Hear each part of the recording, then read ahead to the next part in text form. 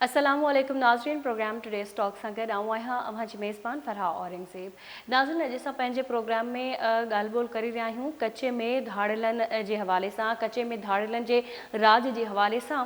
हूअं त असां हर दफ़ा ई पंहिंजे प्रोग्राम में हर मसइले ते ॻाल्हि ॿोल कंदा आहियूं ऐं मूंखे यादि आहे त असां हिकु भेरो पहिरीं बि इन इशू ते ॻाल्हि ॿोल करे चुका आहियूं, पर अॼु मां थोरो तफ़सीली इन हवाले सां ॻाल्हि ॿोल करण पे चाहियो त जेके कचे जा धाड़ियल आहिनि उन्हनि जी तरफ़ां जेके वीडियोज़ ठाहे मुग़वियनि खे तशद्दुद कंदे वीडियोज़ ठाहिनि था ऐं उहे वीडियोज़ वरी सोशल मीडिया ते अपलोड कयूं वञनि थियूं।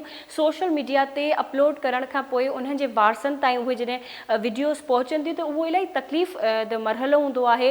कंहिं बि पंहिंजे प्यारे खे कंहिं तकलीफ़ में ॾिसणु को आसान ॻाल्हि न हूंदी आहे। ख़ासि तौर ते उन्हनि मुग़वियनि जी बाज़ियाबीअ जे लाइ माण्हुनि खां लखें रुपया इवन करोड़े रुपया जेको आहे भुंग तलब कयो वेंदो आहे। रिसेंटली जेके कचे मां कश्मीर जे कचे वारे इलाइक़े मां SHO खे अगवा कयो वियो हो। कुझु पुलिस ऑफिसर हुननि सां गॾु हुयो, हिकिड़ो को शहरी बि हुयो, पर ॿुधण में आयो त हू बाज़ियाब थी विया आहिनि। पर ॻाल्हि या सवाल बाज़ियाब थियण या न थियण जो न आहे, ॻाल्हि इहा आहे त बदअमनी आख़िर छो आहे, पुलिस असांजी छा करे रही आहे, इन हवाले सां छा करण जी ज़रूरत आहे, शहरी छो महफ़ूज़ न आहिनि ऐं जेके धाड़ियलनि जो जेको टोलो आहे मुख़्तसिर इलाही नंढिड़ो टोलो आहे, एतिरो पावरफुल छो आहे, उहे जदीद हथियार उन्हनि वटि छो आहिनि जेके पुलिस वटि बि न आहिनि। उन्हनि वटि इंटरनेट जी रसाई आहे ऐं हू इंटरनेट जो इन तरीक़े सां इस्तेमालु करे रहिया आहिनि। ऐं जेके वीडियोज़ ख़ासि तौर ते वायरल थियनि थियूं, अपलोड कयूं वञनि थियूं, उन्हनि जो असांजे माशरे ते, असांजी सोसाइटीअ ते कहिड़ो असरु थिए थो, नेगेटिव असरु थिए थो, पॉज़िटिव असरु थिए थो, इन सभु इशूज़ जे हवाले सां अॼु ॻाल्हि ॿोल कंदासीं। उन खां अलावा हिते मां तव्हांखे ॿुधाइणु चाहींदमि त कुझु अरसो पहिरीं तक़रीबन 4 या 5 पुलिस ऑफिसर्स के शहीद कयो वियो हो, जंहिंखां पोइ पुलिस काफ़ी मुतहरिक थी वई हुई त हाणे बसि इन ॾोहारियुनि जो ख़ात्मो करिणो आहे। कचे मां ॾोहारियुनि हाणे बि ऑपरेशन हली रहियो आहे। उते मुख़्तलिफ़ जेके घोटकी, कश्मीर, कंदकोट, शिकारपुर, सखर जा जेके इलाइक़ा आहिनि उते हींअर बि ऑपरेशन हली रहियो आहे। हींअर बि हुते जेको आहे उन्हनि ॾोहारियुनि खां उहे इलाइक़ा ख़ाली कराइण जी कोशिशि कई पई वञे, शहरियुनि खे तहफ़ुज़ फ़राहम करण जी जेको आहे कोशिशि कई पई वञे, पर इलाही ॾुखोईंदड़ सूरत हाल आहे। जेके मुग़वी बाज़ियाब न थींदा आहिनि या जेके वारिस पंहिंजे प्यारनि खे बाज़ियाब कराइण जे लाइ ॻरी रक़म न ॾेई सघंदा आहिनि, उन्हनि मुग़वियनि सां छा थींदो आहे या अगरि पुलिस उन्हनि खे बाज़ियाब न कराए सघंदी आहे। जीअं मां तव्हांखे ॿुधायां त नीगर जाफ़र भुट्टो 2 सालनि जो मुंहिंजे ख़्याल में नीगर आहे, उहो बि अञा ताईं धाड़ियलनि जे चुंबे में क़ैद आहे। कुझु ॾींहं पहिरीं घोटकी जे जेका बदअमनी जी सूरत हाल आहे उन हवाले सां सन में एहतजाज कयो वियो, शटबंद हड़ताल कई वई ऐं पुलिस खां इहो मुतालबो कयो वियो त भई तव्हां जेको आहे पुलिस जो कमु आहे शहरियुनि खे तहफ़ुज़ ॾियणु, पोइ चाहे घोटकी जो कचो हुजे, कश्मीर हुजे, कंदकोट हुजे, शिकारपुर हुजे या कराची हुजे, हैदराबाद हुजे, मुल्क जो कहिड़ो बि शहर हुजे। इन ई हवाले सां असां हिकिड़ी हमेशह जीअं हिकु नंढी रिपोर्ट तयारु कई आहे। रिपोर्ट ॾिसंदासीं, पोइ प्रोग्राम जे सिलसिले खे अॻिते वधाईंदासीं। अचो त असां रिपोर्ट ॾिसूं।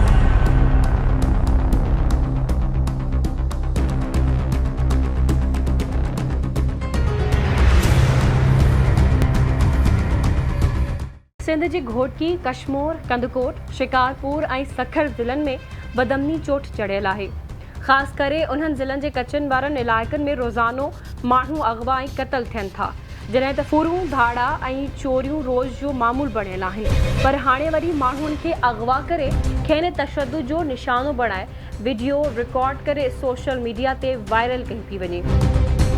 अगवा जी वारदातुनि में इज़ाफ़े सबबि मिस्कीन माण्हुनि जो जीअणु जंजाल त बणियल आहे, पर वरी धाड़ियल पारां मुग़वियनि ते तशद्दुद करे वीडियो रिकॉर्ड करे सोशल मीडिया ते वायरल करण सां मुग़वियनि जे वारसनि जे ज़ख़्मनि ते लूणु बुरकिजी रहियो आहे।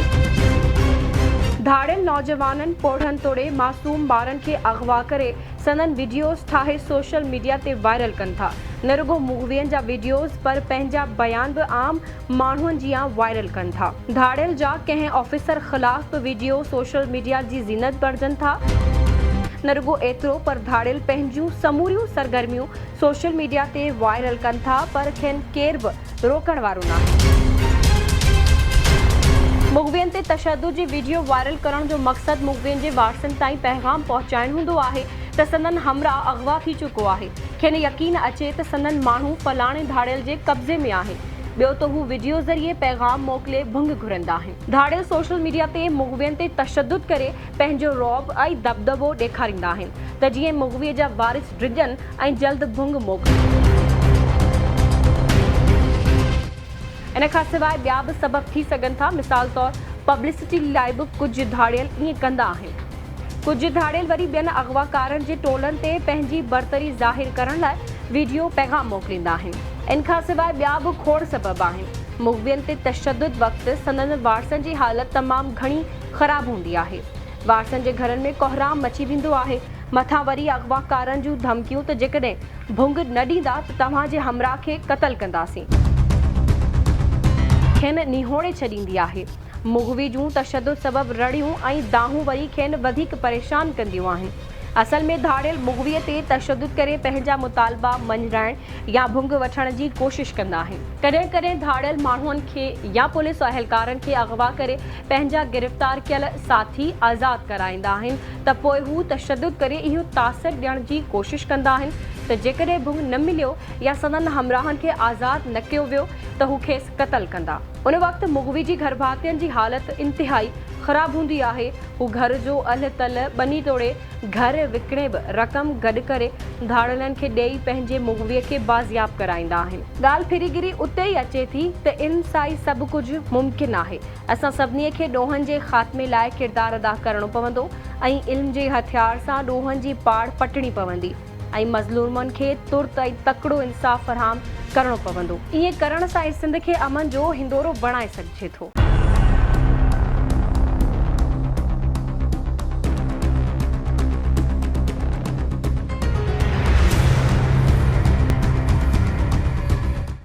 नाज़िन रिपोर्ट तव्हां ॾिठी। असां सां गॾु महिमान मौजूदु आहिनि टेलीफोन लाइन ते मोहसिन बबर साहब, सीनियर तजिया निगार आहिनि। वरी महिरबानी मोहसिन साहब टाइम ॾियण जे लाइ। जी थैंक यू वेरी मच।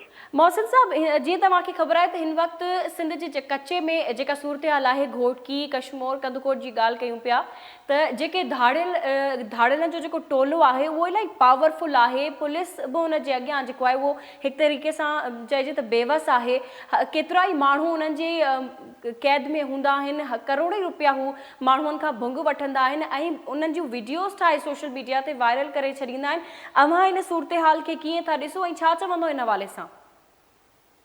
हिन टेक्नोलॉजी जे दौर में जिते मोबाइल फ़ोन ऐं सोशल मीडिया अकाउंट उन्हनि जी एक्टिविटी ऐं उन्हनि जी लोकेशन पकड़ण को घणो ॾुखियो कमु न आहे, बल्कि तमामु फिंगर टिप्स ते इहा ॻाल्हि आहे त तव्हां जेको सिस्टम टेक्नोलॉजी हींअर कानून लागू कंदड़ इदारनि वटि मौजूदु आहे, उन में तव्हां हिननि धाड़ियलनि खे ऐं जेको बि सिलसिलो थिए थो हिननि जा फ़ोन नंबर ट्रेस करे तव्हां हिननि खे विदिन 24 आवर्स पकिड़े सघो था। पर हाणे प्रॉब्लम इहो थियो आहे त हिन सॼे मामले में कमिटमेंट, पॉलिटिकल कमिटमेंट नज़र नथी अचे।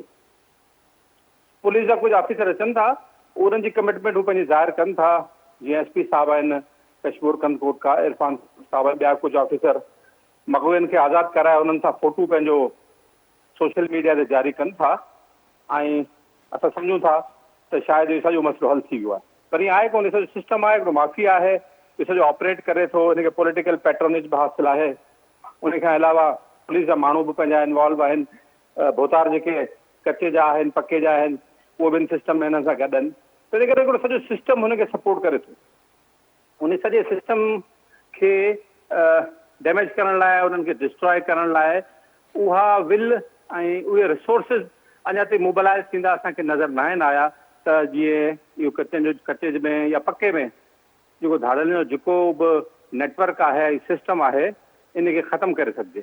उहो अञा ताईं तव्हां ॾिठो आहे इंडिविजुअल केसिस ते ज़ोर आहे। हींअर SHO साहब अगवा थी विया हुआ, उहे हिकिड़े भोतार सां ॻाल्हि ॿोल थी, हुन सां नेगोशिएट थियो, डायलॉग थियो, कुझु धमकियूं थियूं ऐं उनखां पोइ उहो SHO वापसि अची वियो। उनखां अलावा बाक़ी जेके माण्हू आहिनि, को ॿारनि जो केस या उन्हनि मग़वियुनि जो केस जेको सोशल मीडिया ते घणो हाईलाइट थिए थो, उन ते फोकस थी वञे थो, बाक़ी ते फोकस नथो थिए। इहो थोरो ज़रूरी आहे हिन शइ खे फोकस करणु। त ओवरऑल कमिटमेंट नज़र नथी अचे पई मूंखे त सॼी रियासती सेटअप जे तरफ़ां त इन सॼे मसइले खे ख़तमु कराइजे। मोहसिन साहब, प्रोग्राम में वक़्तु थियो आहे ब्रेक जो, ब्रेक वठंदासीं, असां सां लाइन ते रहिजो। नाज़िन, प्रोग्राम में ब्रेक जो वक़्तु थियो आहे, ब्रेक खां पोइ इतां ई मोहसिन साहब सां ॻाल्हि ॿोल खे अॻिते वधाईंदासीं, असां सां गॾु रहिजो।